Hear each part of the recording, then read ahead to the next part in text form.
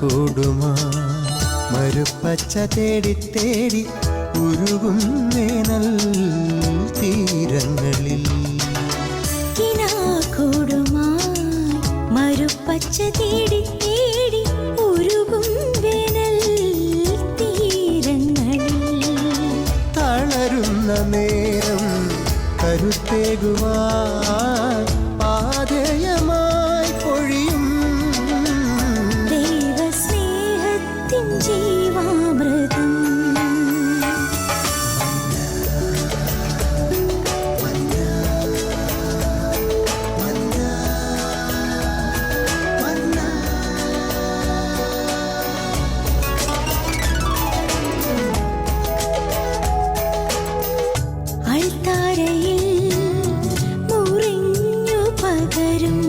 ആത്മയുഗത്തിൻ കൃപയായൊഴുകും അൾത്താരയിൽ മുറിഞ്ഞു പകരും ആത്മയുഗത്തിൻ കൃപയായൊഴുകും വിശ്വസ്നേഹത്തിൻ ദൈവാമൃതം.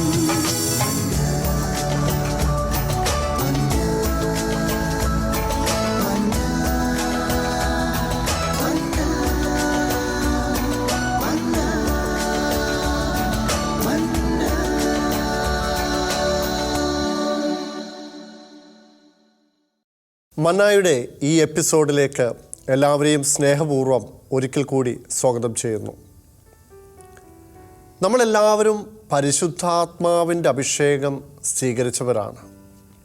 ജ്ഞാനസ്നാനത്തിലൂടെ, സ്ഥൈര്യലേപനത്തിലൂടെ, അനുദിന കൂദാശ സ്വീകരണത്തിലൂടെ, ദൈവവചനം വായിക്കുമ്പോൾ എല്ലാം ദൈവത്തിൻ്റെ പരിശുദ്ധാത്മാവിൻ്റെ അഭിഷേകം നമ്മളിലിങ്ങനെ കത്തിജ്വലിച്ചുകൊണ്ടിരിക്കുകയാണ്. നമ്മൾ സ്വീകരിച്ച ഈ പരിശുദ്ധാത്മാവിൻ്റെ അഭിഷേകം നമ്മളുടെ അനുദിന ജീവിതത്തിൽ നമുക്കത് അനുഭവിക്കാൻ സാധിക്കുന്നുണ്ടോ? അല്ലെങ്കിൽ എന്നെ കാണുന്ന എൻ്റെ ചുറ്റുപാടുമുള്ള വ്യക്തികൾക്ക്, അതെൻ്റെ ജീവിത പങ്കാളിയായിരിക്കാം, എൻ്റെ മക്കളായിരിക്കാം, എൻ്റെ കൂട്ടായ്മയിലെ, എൻ്റെ ഇടവകയിലെ, എൻ്റെ ജോലി സ്ഥലത്തെ, ഞാൻ ഇടപഴകുന്ന ഏത് വ്യക്തിയായാലും ആ വ്യക്തിക്ക് എന്നെ കാണുമ്പോൾ ഈ വ്യക്തിക്ക് ഒരു പ്രത്യേകതയുണ്ട്, ഇവനിൽ പരിശുദ്ധാത്മാവിൻ്റെ അഭിഷേകമുണ്ട് എന്ന് മനസ്സിലാകുന്ന, എന്ന് അനുഭവപ്പെടുന്ന രീതിയിലാണോ എൻ്റെ സംസാരവും എൻ്റെ പ്രവൃത്തിയും? ഫലത്തിൽ നിന്നുമാണ് വൃക്ഷത്തെ തിരിച്ചറിയേണ്ടത്. നമ്മളിൽ പരിശുദ്ധാത്മാവിൻ്റെ അഗ്നി ജ്വലിക്കുന്നുണ്ടെങ്കിൽ അത് നമ്മുടെ സംസാരത്തിലും നമ്മുടെ പ്രവൃത്തിയിലുമെല്ലാം അത് പ്രതിഫലിക്കണം. അതിനെക്കുറിച്ച് നമ്മളിന്ന് ഒരുമിച്ച് ചിന്തിക്കാൻ പോവുകയാണ്. എല്ലാവരെയും ഒരിക്കൽ കൂടി മന്നായുടെ ഈ എപ്പിസോഡിലേക്ക് സ്നേഹപൂർവ്വം സ്വാഗതം ചെയ്യുന്നു. ബ്രദർ പറഞ്ഞതുപോലെ നമുക്ക് ദൈവിക കാര്യങ്ങളെ ഗ്രഹിക്കണമെങ്കിൽ ദൈവാത്മാവിനല്ലാതെ മറ്റൊന്നിനും സാധിക്കില്ല. നമുക്കെല്ലാവർക്കും പരിശുദ്ധാത്മാവിനെ കുറിച്ച് ഒത്തിരി അറിവുണ്ട്, ഒത്തിരി ബുക്കുകൾ വായിച്ചിട്ടുണ്ട്, ഒത്തിരി വചനപ്രഘോഷത്തിലൂടെ നമുക്ക് അറിയാം പരിശുദ്ധാത്മാവിനെ കുറിച്ച്. പക്ഷെ ഇന്ന് പലർക്കും സംഭവിച്ചിരിക്കുന്നത് പരിശുദ്ധാത്മാവുമായിട്ട് ഒരു വ്യക്തിപരമായൊരു ബന്ധമില്ല. അറിവും ഹൃദയത്തിലും ചിന്തയിലും ഭാവനയിലൊക്കെ ഉണ്ട്. പരിശുദ്ധാത്മാവുമായുള്ളൊരു വ്യക്തിപരമായ ബന്ധം അത് നമ്മൾ എത്രയോ പെന്തക്കോസ്ത് തിരുനാൾ ആഘോഷിച്ചു പോയി. നമുക്ക് എന്ത് ദൈവിക കൃപകളാണ് നമുക്ക് ലഭിച്ചത്? അല്ലെങ്കിൽ പരിശുദ്ധാത്മാവുമായിട്ട് കുറച്ച് നമുക്ക് ആഴപ്പെടാൻ സാധിച്ചോ? നമുക്ക് ചിന്തിക്കുന്ന നന്നായിരിക്കുമല്ലോ ശരിക്കും പറഞ്ഞാൽ. അപ്പോൾ ഒരു വ്യക്തിയുടെ വിശുദ്ധിയുടെ അളവുകോലെന്ന് പറഞ്ഞാൽ അവനും ഈശോയുമായുള്ള ബന്ധത്തിൻ്റെ അടിസ്ഥാനത്തിലിരിക്കുന്നത്. അപ്പോൾ എനിക്ക് ഈശോയുടെ എത്രത്തോളം ആത്മാർത്ഥമായ ഒരു ബന്ധം, ഒരു വ്യക്തിപരമായ ബന്ധം സ്ഥാപിക്കാൻ സാധിച്ചിട്ടുണ്ടോ, അവിടെ നമ്മൾ നയിക്കുന്നത് പരിശുദ്ധാത്മാവായിരിക്കും. എൻ്റെ ചിന്തകളൊക്കെ പിന്നെ മറ്റൊരു ക്രിസ്തുവായി ജീവിക്കുന്ന ശൈലിയിലേക്ക് രൂപാന്തരം പ്രാപിക്കും പരിശുദ്ധാത്മാവ് നയിക്കുമ്പോൾ. അപ്പോൾ പരിശുദ്ധാത്മാവിനെ നയിച്ചു കഴിയുമ്പോൾ ഞാൻ മറ്റൊരു ക്രിസ്തുവായി രൂപാന്തരം പ്രാപിച്ചു എന്ന് വേണേൽ നമുക്ക് പറയാൻ പറ്റും. പരിശുദ്ധാത്മാവിൻ്റെ ഫലങ്ങളാണ് യേശുവിൻ്റെ സ്വഭാവം. പരിശുദ്ധാത്മാവിൻ്റെ ദാനങ്ങൾ യേശുവിൻ്റെ വ്യക്തിത്വമാണ്. അതുപോലെ പരിശുദ്ധാത്മാവിൻ്റെ വരങ്ങൾ യേശുവിൻ്റെ ശക്തിയാണ്. അപ്പോൾ ഞാൻ യേശുവിനെ സ്വന്തമാക്കി കഴിയുമ്പോൾ എൻ്റെ സംസാരം, എൻ്റെ ചിന്തകൾ, എൻ്റെ സാന്നിധ്യം മറ്റുള്ളവർക്ക് ഒരു സന്തോഷം അനുഭവിക്കാൻ പറ്റുന്നുണ്ടെങ്കിൽ എന്നിൽ പരിശുദ്ധാത്മാവിൻ്റെ ഫലങ്ങളുണ്ടെന്ന് അർത്ഥം. ബ്രദർ പറഞ്ഞതുപോലെ നമ്മുടെ കുടുംബത്തിൽ എൻ്റെ ജീവിത പങ്കാളിക്ക്, എൻ്റെ മക്കൾക്ക് എൻ്റെ സാന്നിധ്യം ഒരു സന്തോഷമാവുന്നുണ്ടെങ്കിൽ എന്നിൽ പരിശുദ്ധാത്മാവ് പ്രവർത്തിക്കുന്നുണ്ടെന്ന് അർത്ഥം. പഴയ നിയമം നമുക്കും അറിയാം, പ്രവാചകന്മാർ ദൈവശക്തിയെ പ്രവർത്തിച്ച് പരിശുദ്ധാത്മാവ് നയിച്ച്, ഇന്ന് പരിശുദ്ധ പിതാവ് ഫ്രാൻസിസ് മാർപ്പാപ്പ അവരിലൂടെ പ്രവർത്തിക്കുന്നത് എന്താ? പരിശുദ്ധാത്മാവിൻ്റെ ശക്തിയാണ്. അപ്പോൾ ഈ കത്തോലിക്ക സഭയെ വർഷങ്ങളായിട്ട് നയിച്ചുകൊണ്ടിരിക്കുന്നത് പരിശുദ്ധാത്മാവാണ്. അതുകൊണ്ട് സഭയെ തകർക്കാൻ ആർക്കും സാധിക്കില്ല. അപ്പോൾ ഈ 2020 നമ്മൾ ആത്മാർത്ഥമായി ചിന്തിക്കേണ്ടത് ഈ പരിശുദ്ധാത്മാവിനെ സ്വന്തമാക്കുവാനായിട്ട്, നിരന്തരം പരിശുദ്ധാത്മാവുമായിട്ട് ഒരു ബന്ധം സ്ഥാപിച്ച് നമുക്ക് മുന്നോട്ട് ജീവിക്കാനായിട്ട് നമുക്കൊന്ന് ആത്മാർത്ഥമായിട്ട് നമുക്കൊന്ന് പരിശ്രമിക്കാം. തീർച്ചയായിട്ടും പരിശുദ്ധാത്മാവിനെ നമുക്ക് പരിചയപ്പെടുത്തി തരുന്നത് എന്ന് വെച്ചാൽ സഹായകൻ. അങ്ങനെയാണ് നമ്മൾ പറഞ്ഞത്, ഒരു സഹായകനെ ഞാൻ സ്വർഗത്തിൽ നിന്ന് അയക്കുന്നതെന്ന് പറഞ്ഞേക്കണേ. അപ്പോൾ ഈ പരിശുദ്ധാത്മാവ് വന്നിട്ടുള്ളത് സ്വർഗത്തിൽ നിന്ന് നമ്മുടെ അടുക്കിലേക്കാണ്. ശരിക്കും പറഞ്ഞാൽ അതിൻ്റെ ഒരു ഫിനിഷിംഗ് പോയിന്റ് എന്ന് പറഞ്ഞത് നമ്മളെയും കൊണ്ട് സ്വർഗത്തിലേക്ക് പരിശുദ്ധാത്മാവ് പോവുക. ഇതാണ് അതിൻ്റെ ഒരു ഫിനിഷിംഗ് പോയിന്റ്. പലപ്പോഴും ഈ പരിശുദ്ധാത്മാവിനെ നമ്മളുടെ ഭൗതികമായ കാര്യങ്ങൾക്ക് വേണ്ടി വിളിച്ച് പ്രാർത്ഥിക്കാറുണ്ട്. ഞാൻ ഓർക്കുകയാണ്, ഈ സഹായകനെ കൂടുതലായിട്ട് അനുഭവിച്ചറിഞ്ഞ ഒരു നിമിഷങ്ങളാണ്, സാഹചര്യങ്ങളാണ് ഈ മരുഭൂമിയിൽ എനിക്ക് ലഭിച്ചത്. ഞാൻ ഇവിടെ വന്നതിന് ശേഷമാണ് ഈ സഹായകൻ്റെ കൂടുതൽ സഹായം ഞാൻ അനുഭവിച്ചറിഞ്ഞത്, കേട്ടതല്ല അനുഭവിച്ചറിഞ്ഞത്. അത് എൻ്റെ ഒരു പ്രത്യേകമായ ഒരു കാലത്തെ ക്രമീകരണത്തിൽ, ദൈവത്തിൻ്റെ ക്രമീകരണത്തിൻ്റെ ആ ഒരു നാളുകളിൽ ആരും പരിചയക്കാരില്ലാത്തൊരവസ്ഥയിലൂടെ മാസങ്ങളോടെ കടന്നു പോകൊണ്ട് വന്ന സമയത്ത് ഞാനും എൻ്റെ ദൈവവും എന്ന രീതിയിലുള്ളൊരു ജീവിതം കർത്താവ് തന്നെ കെട്ടിപ്പടുത്തു. ആ ഒരു സാഹചര്യത്തിൽ എനിക്ക് മറ്റാരുമില്ല, ദൈവം മാത്രമേ ഉള്ളൂ എന്നുള്ള രീതിയിൽ എൻ്റെ സംസാരങ്ങളും ചോദ്യങ്ങളും തർക്കിക്കലുമൊക്കെ ഈ ദൈവത്തോടാണ്. അങ്ങനെയാണ് ഈ ദൈവത്തിൻ്റെ ഒരു സംഭാഷണം ഞാൻ കേൾക്കാനും എന്നെ നയിക്കപ്പെടുന്ന ഒരു അനുഭവം ഈ മരുഭൂമിയിൽ വെച്ച് എനിക്ക് വ്യക്തമായിട്ട് മറ്റുള്ളവർ പറയാതെ തന്നെ എൻ്റെ ജീവിതാനുഭവത്തിലൂടെ മനസ്സിലാക്കാൻ സാധിച്ചത് ഈ മരുഭൂമിയിൽ വെച്ചിട്ടാണ്. അപ്പോൾ ഈ സഹായകൻ്റെ ഒരു സാന്നിധ്യം എന്തെന്ന് കേട്ടറിവിനേക്കാൾ അപ്പുറമായിട്ടൊരു അനുഭവം ഞാൻ ഇന്ന് ഓർക്കുന്നൊരു അനുഭവം ഇതാണ്. ഞാൻ പള്ളിയിലേക്ക് വരുന്നതിന് മുമ്പ് സ്വന്തമായിട്ടൊരു വാഹനം ഇല്ലാതിരുന്ന സമയത്ത് മെട്രോ സ്റ്റേഷനിൽ ഞാൻ ട്രെയിനിന് വേണ്ടി കാത്തു നിൽക്കുമ്പോൾ അതിനു മുമ്പായിട്ട് ഞാൻ ജീവിത പങ്കാളിയായിട്ട് ഒരു കാര്യത്തിൽ സാമ്പത്തിക മേഖലയിൽ ഒരു തീരുമാനമുണ്ടാക്കാത്ത അത് എന്ത് പരിഹാരം ചെയ്യാൻ എന്ത് ചെയ്യുമെന്നുള്ള രീതിയിൽ ഞങ്ങൾക്ക് രണ്ടുപേർക്കും ഒരു തീരുമാനം പറയാൻ പറ്റാതെ വിഷമിച്ച് ഫോൺ കട്ട് ചെയ്ത് ഞാൻ പള്ളിയിലേക്ക് വരികയാണ്. ഞാൻ മെട്രോ സ്റ്റേഷനിൽ നിൽക്കുകയാണ്. ഞാൻ ഇന്ന് ഓർക്കുന്നു, അവിടുത്തെ ആ സ്റ്റേഷനിലെ അനൗൺസ്മെൻറ്റിൻ്റെ നടുക്ക് ഞാനൊരു സ്വരം കേൾക്കുക, നിന്റെ ദൈവത്തിന് വേണ്ടി കാത്തിരിക്കുക. ഇതാണ് ഞാൻ ആ ശബ്ദ കോലാഹലങ്ങളുടെ ഇടയിൽ വെച്ച് ഞാൻ കേട്ട സഹായകൻ്റെ ശബ്ദം, നിന്റെ ദൈവത്തിന് വേണ്ടി കാത്തിരിക്കുക. ഞാൻ ഉടനെ തന്നെ ആ സ്റ്റേഷനിൽ വെച്ചിട്ട് ഞാൻ ജീവിത പങ്കാളി വിളിച്ചിട്ട് പറഞ്ഞു, ദൈവം എന്തോ പ്രവർത്തിക്കാനായിട്ട് തയ്യാറായി നിൽക്കുന്നു, പ്രാർത്ഥിച്ചോളാൻ പറഞ്ഞു. ശരിക്കും പറഞ്ഞാൽ ഞാൻ അതിൻ്റെ ആ ഒരു നടന്ന സംഭവത്തിൻ്റെ ഒരു ഉദാഹരണം പറയുകയാണെങ്കിൽ, ഞാനൊരു ഓറഞ്ചിന് വേണ്ടിയിട്ടാണ് പ്രാർത്ഥിച്ചതെങ്കിൽ ഈ ഓറഞ്ച് തരാതെ 2 തണ്ണിമത്തൻ എനിക്ക് തന്ന അനുഭവമാണ്. എൻ്റെ ജീവിതത്തിൽ ഞാൻ പ്രയാസപ്പെട്ട മേഖലയിൽ അത് തരാതെ മറ്റ് 2 മേഖലയിൽ അസാധ്യമെന്ന് എനിക്ക് നോക്കാൻ പോലും ചിന്തിക്കാൻ പോലും പറ്റാത്ത മേഖലയിൽ 2 മേഖലകൾ അനുഗ്രഹങ്ങൾ എനിക്ക് തന്ന്, അങ്ങനെ എൻ്റെ പ്രശ്നങ്ങൾ അറിയുന്നൊരു ദൈവമുണ്ട്, എൻ്റെ പ്രശ്നത്തിൽ ഇടപെടാൻ കഴിയുന്നൊരു ദൈവമുണ്ട്, ഞങ്ങളുടെ ഹൃദയത്തിൽ തുടിപ്പറിയുന്നൊരു ദൈവമുണ്ടെന്ന് എനിക്ക് കാണിച്ചു തരികയായിരുന്നു പ്രശ്നങ്ങൾ ഇടപെട്ടുകൊണ്ട്. അതുപോലെ തന്നെ കൂടുതലും എൻ്റെ ചിന്തകൾ, എൻ്റെ പ്രശ്നങ്ങൾ വ്യക്തമായിട്ട് അറിയുന്നൊരു ദൈവമാണെന്ന് ഏറ്റവും കൂടുതൽ കാണിച്ചു തന്ന ഒരു മേഖലയാണ് ഈ മരുഭൂമിയിലെ അനുഭവം. സഹായകൻ്റെ ഒരു സ്വാധീനം അത്രയേറെ അനുഭവിച്ച ഒരു സമയമാണിത്. അപ്പോൾ ഞാൻ പറയുകയാണ്, എൻ്റെ ജീവിതത്തിൽ ഞാൻ സഹായകനെ എവിടേക്കാണ് വിളിക്കേണ്ടതെന്നുള്ള ഒരു ദിശാബോധം കാണിച്ചു തന്ന ഒരു സാഹചര്യമാണ് ഇവിടെ വെച്ച് എനിക്ക് അനുഭവപ്പെട്ടത്. ഈ പരിശുദ്ധാത്മാവ് നമ്മളിൽ വസിക്കുന്നുണ്ട്, പരിശുദ്ധാത്മാവ് നമ്മളോട് സംസാരിക്കും, പരിശുദ്ധാത്മാവിൻ്റെ സ്വരം നമ്മൾക്ക് കേൾക്കാൻ സാധിക്കും. പക്ഷേ ഇത് നമ്മൾ പറയുമ്പോൾ പലപ്പോഴും ഒത്തിരി പേര് എന്നോട് പറഞ്ഞിട്ടുണ്ട്, അത് ചില തിരഞ്ഞെടുക്കപ്പെട്ടവർക്ക് മാത്രമല്ലേ, ചില ആളുകൾക്ക് മാത്രം എന്നോട് പരിശുദ്ധാത്മാവ് സംസാരിക്കുമോ? പലരുടെയും ഉള്ളിലുള്ളൊരു സംശയമാണ്.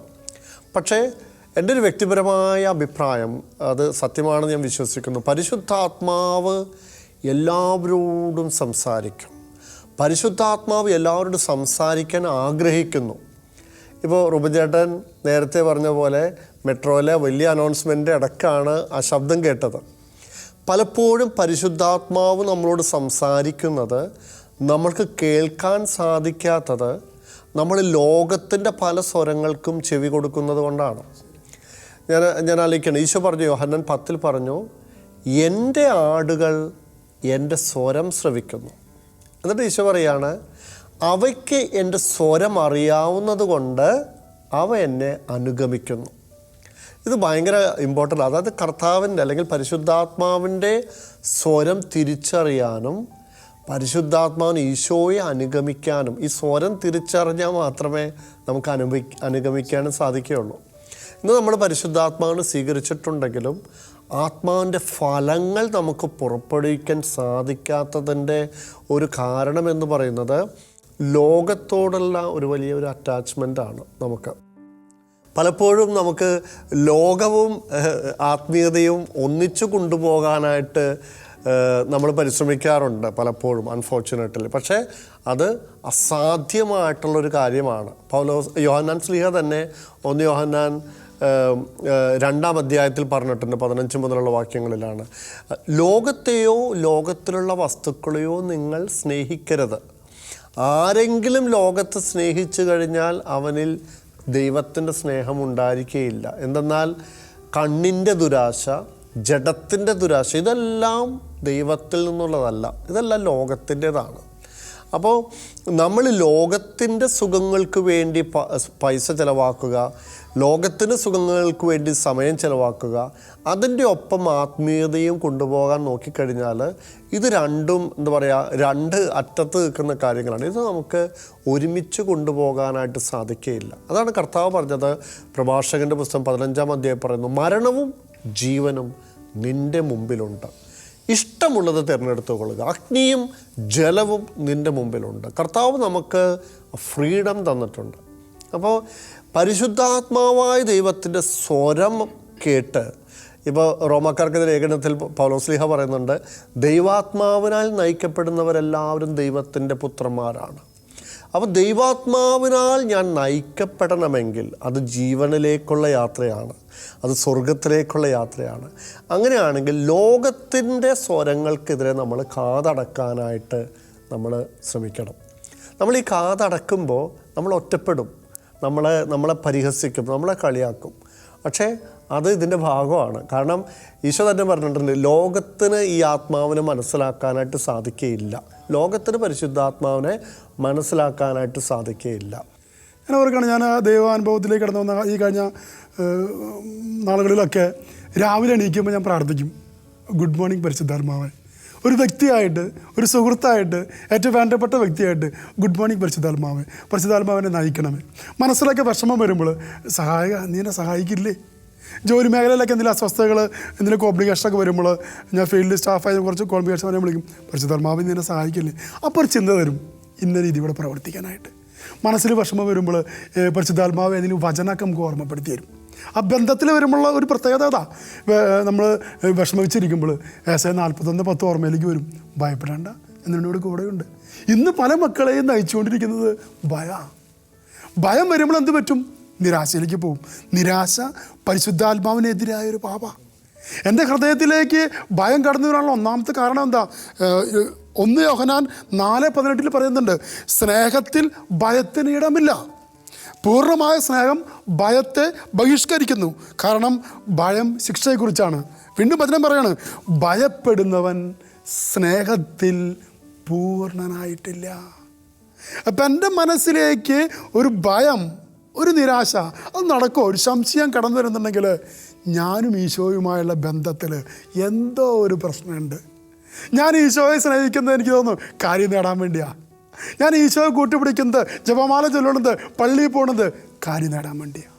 അതിനേക്കാൾ ഉപരി എൻ്റെ ഹൃദയത്തിൽ വസിക്കുന്ന, എന്നെ സ്നേഹിക്കുന്ന ആ ഈശോയുമായിട്ടൊരു ബന്ധം സ്ഥാപിച്ച് കഴിയുമ്പോൾ അവിടെ നമുക്ക് സന്തോഷം ഉണ്ടാവും. വീണ്ടും 1 യോഹന്നാനിൽ വീണ്ടും പറയുന്നുണ്ട്, അതിനൊരു പരിഹാരം പറയുന്നുണ്ട് യോഹന്നാൻ ശ്ലീഹ 1:2-5, അവൻ്റെ വചനം പാലിക്കുന്നവരിൽ സത്യമായും ദൈവസ്നേഹം പൂർണ്ണത പ്രാപിച്ചിരിക്കുന്നു. അപ്പോൾ എനിക്ക് ഈശോയുമായിട്ടൊരു വ്യക്തിബന്ധത്തിലേക്ക് എല്ലാ ദിവസവും ഞാൻ ദൈവവചനം വായിക്കുമ്പോൾ ദൈവം എന്നോട് സംസാരിക്കുക.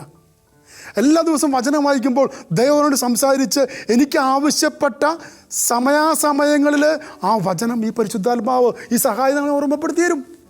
ഇപ്പോൾ നമ്മൾ ബാച്ചിലേഴ്സ് താമസിക്കുന്ന നമ്മുടെ ഈ ഗൾഫ് രാജ്യത്ത് നമുക്കറിയാം, ഒത്തിരി മ്ലാച്ഛത നിൽക്കുന്ന ഈ കാലഘട്ടത്തിൽ തന്നെ പാപത്തിന്, അന്തരീക്ഷത്തിൽ തന്നെ എനിക്ക് തോന്നുന്നു പാപം നിറഞ്ഞു നിൽക്കാം. അപ്പോൾ ഏതെങ്കിലും ഒരു മോശമായ ചിന്ത മനസ്സിലേക്ക് കടന്നു വരുമ്പോൾ പരിശുദ്ധാത്മാവുള്ള വ്യക്തിനെ അപ്പോൾ ഓർമ്മപ്പെടുത്തി വരും 1 യോഹന്നാൻ 1:7, അവിടുത്തെ പുത്രനായ യേശുവിൻ്റെ തിരുരക്തം നിന്നെ പരിപൂർണമായി ശുദ്ധീകരിക്കുന്നു. ഓക്കെ, അപ്പം ഞാൻ ആ സഹായകനെ കൂട്ടുപിടിച്ച് കഴിയുമ്പോണ്ടല്ലോ ജീവിതത്തിൽ പിന്നെ നിരാശപ്പെടേണ്ട ആവശ്യമില്ല. ആവശ്യമായ വചനം, ആവശ്യമായ ചിന്തകൾ, എങ്ങനെയാണ് ചെയ്യേണ്ടത്, കറി വയ്ക്കുമ്പോൾ പരിശുദ്ധാത്മാവ് ഇതിനെ സഹായിക്കില്ലേ? അപ്പോൾ നമുക്ക് പറഞ്ഞു തരും എങ്ങനെ കറി വയ്ക്കേണ്ടതെന്നുള്ള കാര്യം. ഏത് കാര്യത്തിലെടുത്ത് നോക്കിക്കോ, കുടുംബ പ്രശ്നത്തിലും ആ സഹായകനെ വിളിച്ചാൽ മതി, അവൻ വരും, നമ്മളെ സഹായിക്കും. ഞാൻ എല്ലാ ദിവസവും എത്തിയുന്ന പ്രാർത്ഥനയാണ് സക്കറിയ 2:5. കർത്താവ് യേശുവേ, പരിശുദ്ധാത്മാവിൻ്റെ അഗ്നി കൊണ്ട് ഒരു കോട്ട കെട്ടി എന്നെ സംരക്ഷിക്കണമേ. നാട്ടിലിരിക്കുന്ന എൻ്റെ ഭാര്യേനും മക്കളെ എല്ലാം സമർപ്പിച്ച് പ്രാർത്ഥിക്കും. ഞാൻ ഓർക്കണം, വർഷങ്ങൾക്ക് മുമ്പ് എൻ്റെ അനിയൻ ജോസ്മോനുണ്ടായ സംഭവം. ഞങ്ങൾ ഒരുമിച്ചായിരുന്നു ഒരു കമ്പനിയിൽ ജോലി ചെയ്തിരുന്നത്. അവൻ ജോലി ചെയ്ത സ്ഥാപനം തീ പിടിച്ചു. ഒരു 98% കത്തിക്കൊണ്ടിരിക്കുക. തീ പിടിച്ച് ആരംഭിച്ചു. ഞാൻ ഓർക്കണം, അപ്പുറത്തെ ഓഫീസിലെ സ്റ്റാഫൊക്കെ എടുത്ത് കമ്പ്യൂട്ടറൊക്കെ എടുത്ത് ഓടി. ഇവൻ ആ ഭയത്തിൻ്റെ ഇടയ്ക്ക് ഓടാൻ മറന്നുപോയി. അവന് പുറത്തിറങ്ങി തീ ഇങ്ങനെ ആളി കത്തിക്കൊണ്ടിരിക്കുക. അപ്പോഴേക്ക് ഫയർഫോഴ്സൊക്കെ വന്നു, തീയെല്ലാം അണച്ചു. ആ കമ്പനിയുടെ 98% കത്തി നശിച്ചു. പക്ഷേ ഇവൻ പുറത്തുനിന്ന് പ്രാർത്ഥിച്ചുകൊണ്ട് ഞങ്ങൾ പ്രാർത്ഥിച്ചു. അവൻ ജിസിസിലാന്ന് പ്രവർത്തിച്ചത്, ഇന്ന് നേഴ്സസ് മിനിസ്ട്രിയിൽ പ്രവർത്തിക്കണം. ഞങ്ങളും അവൻ്റെ ഒത്തിരി ഫ്രണ്ട്സും പ്രാർത്ഥിച്ചു.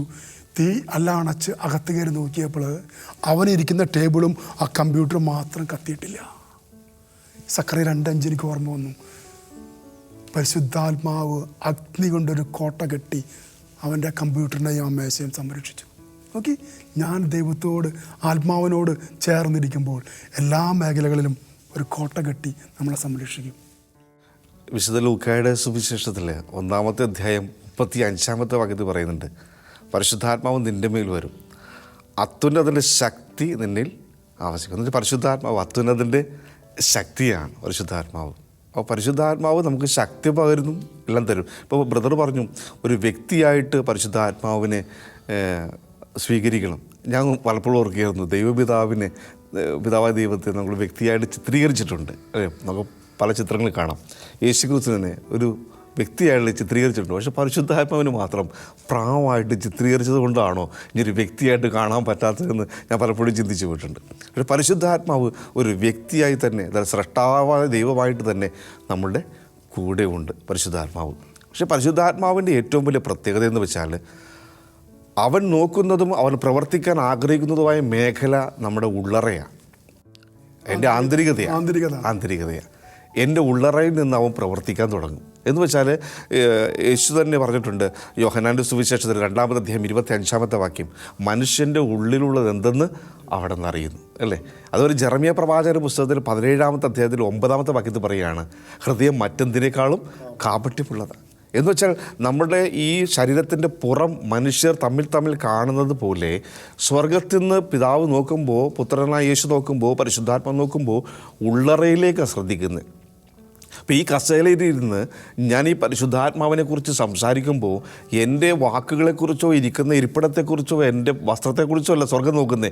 ഇത് സംസാരിക്കുന്നതിൻ്റെ ഉള്ളറ എന്താ, ഇതാണ് സ്വർഗം നോക്കുന്നത്. എന്ന് വെച്ചാൽ മനുഷ്യനെ പറ്റിയേക്കാം, പക്ഷേ ദൈവത്തെ പറ്റിക്കാൻ പറ്റില്ല. അപ്പോൾ നമ്മുടെ ഉള്ളറയിലേക്കാണ് ഈ ആത്മാവിൻ്റെ ശക്തി, ഈ അഗ്നി ഇറങ്ങേണ്ടത്. എന്ന് വെച്ചാൽ ഇപ്പോൾ ഈ ഭയം വരുന്നിടത്ത് ദൈവാത്മാവിന് പ്രവർത്തിക്കാൻ സാധിക്കില്ല. അപ്പോൾ എന്നിലേക്ക് ധൈര്യം വരണമെങ്കിൽ അത് പരിശുദ്ധാത്മാവ് കൊണ്ടുവരുന്നത്. അപ്പോൾ എൻ്റെ വ്യക്തിത്വത്തിൽ പരിശുദ്ധാത്മാവ് ഉണ്ടെങ്കിൽ അത് ഏറ്റവും കൂടുതൽ അറിയാൻ സാധിക്കുന്നത് എൻ്റെ കുടുംബത്തിലാണ്. എൻ്റെ കുടുംബത്തിലുള്ളവർക്ക് എന്നെ സ്നേഹിക്കാനോ എന്നെ ഉൾക്കൊള്ളുവാനോ പറ്റുന്നില്ലെങ്കിൽ അതിനർത്ഥം എന്താ?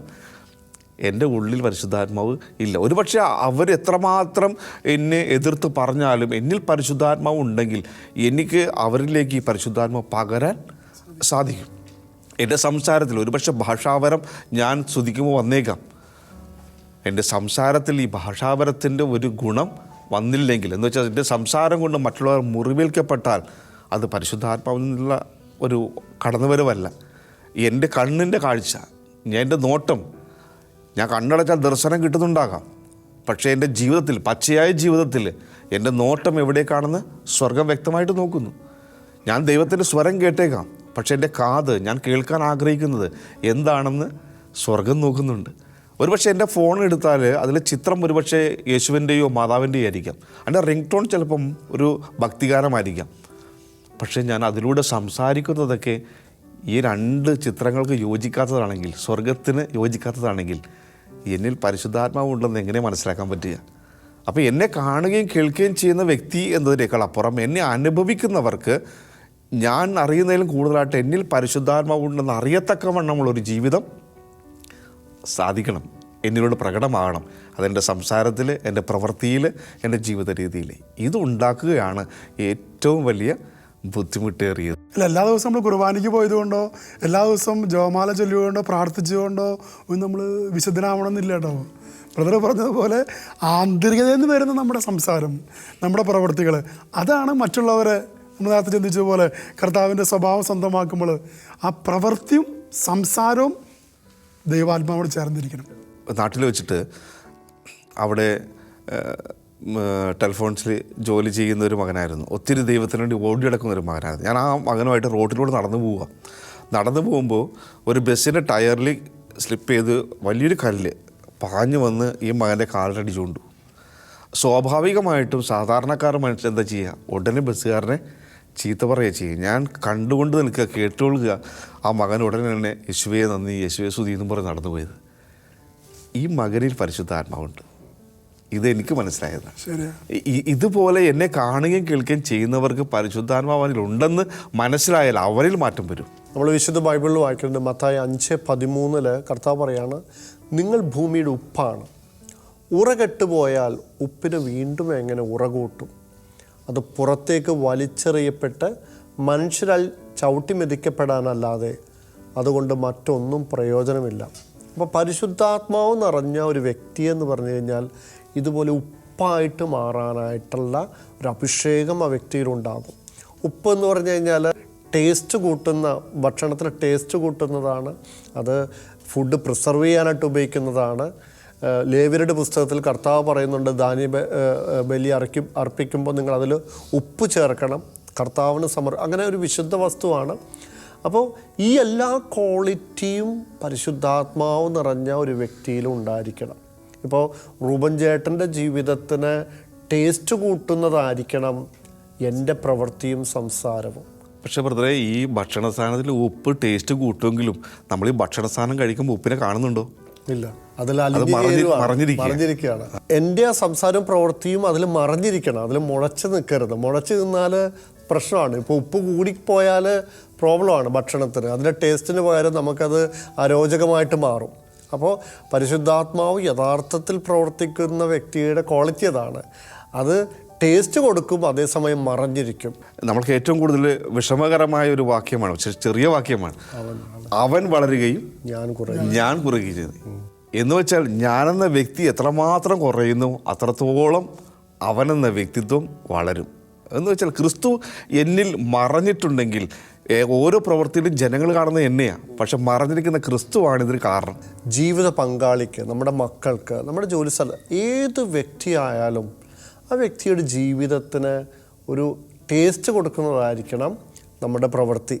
അതുകൂടാതെ തന്നെ ഈശോ പറഞ്ഞു, മത്തായി 5:14 പറയുന്നു, നിങ്ങൾ ഭൂമിയുടെ പ്രകാശമാണ്, നിങ്ങൾ ലോകത്തിൻ്റെ പ്രകാശമാണ്. ലോകം എന്ന് പറയുമ്പോൾ അവിടെ അന്ധകാരത്തിൻ്റെ വലിയ പ്രവൃത്തികളുണ്ട്. ഈ അന്ധകാരത്തിൻ്റെ പ്രവൃത്തികളിൽ പരിശുദ്ധാത്മാവ് നിറഞ്ഞൊരു വ്യക്തി മറ്റുള്ളവർക്ക് പ്രകാശമായിട്ട് മാറണം. അത് ചിലപ്പോൾ ഒരുപക്ഷെ ഏറ്റവും ചെറിയ തിരി എന്ന് പറഞ്ഞ് നമ്മൾ വലിച്ചെറിയുന്നതായിരിക്കാം. ഏറ്റവും കൂരിരട്ടി ചെല്ലുമ്പോൾ പോലും ഈ ചെറിയ തിരിയാണെങ്കിൽ പോലും അവിടെ അത് പ്രകാശിക്കും. അതുപോലെ നമ്മൾ ലോകത്തിൻ്റെ പ്രകാശമാണ്. പരിശുദ്ധാത്മാവ് നിറഞ്ഞ വ്യക്തി ഇങ്ങനെ പ്രകാശമായിട്ട് മാറണം. പരിശുദ്ധാത്മാവ് നിറഞ്ഞ വ്യക്തിക്ക് പ്രകാശമായിട്ട് മാറുമ്പോൾ വേറെ പ്രത്യേകതയുണ്ട്. അവൻ ഈ ലോകത്തിലെ ഏത് പാപസാഹചര്യത്തിൽ ചെന്ന് വീണാലും കർത്താവിനെ വേദനിപ്പിക്കുന്ന, പരിശുദ്ധാത്മാവിനെ വേദനിപ്പിക്കുന്ന ഒരു പാപം പോലും ചെയ്യില്ല. അപ്പോൾ പരിശുദ്ധാത്മാവ് നിറഞ്ഞ ഓരോ വ്യക്തിയുടെയും ചിന്ത ഇതായിരിക്കണം, എങ്ങനെയാണ് എൻ്റെ ദൈവത്തെ മറ്റുള്ളവർ മഹത്വപ്പെടുത്തുന്ന രീതിയിൽ എൻ്റെ പ്രവൃത്തിയും സ്വഭാവവും സംസാരവും അവരുടെ മുമ്പിൽ ഞാൻ കാണിച്ചു കൊടുക്കേണ്ടത്. നമ്മൾ പെന്തക്കോസ്ത് തിരുനാളെല്ലാം കഴിഞ്ഞ് ആ അഭിഷേകത്തിൽ നമ്മൾ ഇരിക്കുമ്പോൾ ഞാൻ പറയും നമുക്ക് എപ്പോഴും വേണ്ടത് നിത്യമായൊരു പെന്തക്കോസ്ത് അനുഭവമാണ്. ആ പെന്തക്കോസ്ത് തിരുനാളിൽ മാത്രം വേണ്ട ഒരു പെന്തക്കോസ്ത് അനുഭവമല്ല, നിത്യമായൊരു പെന്തക്കോസ്ത് അനുഭവത്തിൽ നമ്മൾ ജീവിക്കാൻ പരിശ്രമിക്കണം. അതിന് 1972 നവംബർ 29 പോൾ 6 മാർപ്പാപ്പ ആഗോള കത്തോലിക്ക സഭയ്ക്ക് കൊടുത്ത വലിയൊരു പ്രബോധനമാണത്. ഓരോ വ്യക്തിക്കും നിത്യമായ ഒരു പെന്തക്കോസ്ത് അനുഭവം വേണമെന്ന്. മാർപ്പാപ്പ 3 കാര്യങ്ങളാണ് കത്തോലിക്ക സഭയിലെ ലോകം മുഴുവനിലേക്കും ആഹ്വാനം ചെയ്തു. ഒന്നാമത്തെ കാര്യം മാർപ്പാപ്പ പറഞ്ഞു, അവൾക്ക് ഹൃദയത്തിൽ അഗ്നി വേണം. അവൾ ഉദ്ദേശിക്കുന്നത് സഭയ്ക്ക്, സഭ ഉദ്ദേശിച്ച് ഞാനും എൻ്റെ കുടുംബവും എൻ്റെ ഇടവക, അങ്ങനെ സഭ നീണ്ടുപോകുള്ളൂ.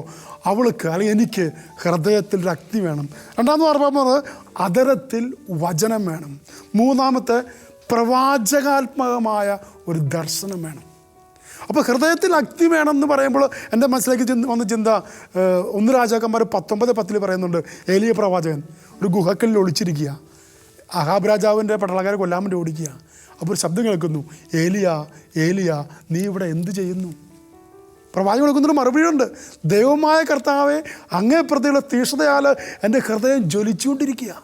ഹൃദയം ജ്വലിക്കുന്ന അവസ്ഥ, ആത്മാവിനെ നയിക്കപ്പെടുന്ന വ്യക്തി ഹൃദയം ജ്വലിച്ചുകൊണ്ടിരിക്കും, അവിടെ നിരാശയില്ല. രണ്ടാമത് മാർപ്പാപ്പ പറഞ്ഞു അതരങ്ങളിൽ വചനം വേണം. ജോഷുവയുടെ പുസ്തകം 1:8 പറയുന്നുണ്ട്, ന്യായപ്രമാണ ഗ്രന്ഥം എപ്പോഴും നിൻ്റെ അതരത്തിലുണ്ടായിരിക്കണം, രാവും പകലും അതിനെക്കുറിച്ച് ധ്യാനിക്കണം, അപ്പോൾ നിനക്ക് അഭിവൃദ്ധി ഉണ്ടാകും.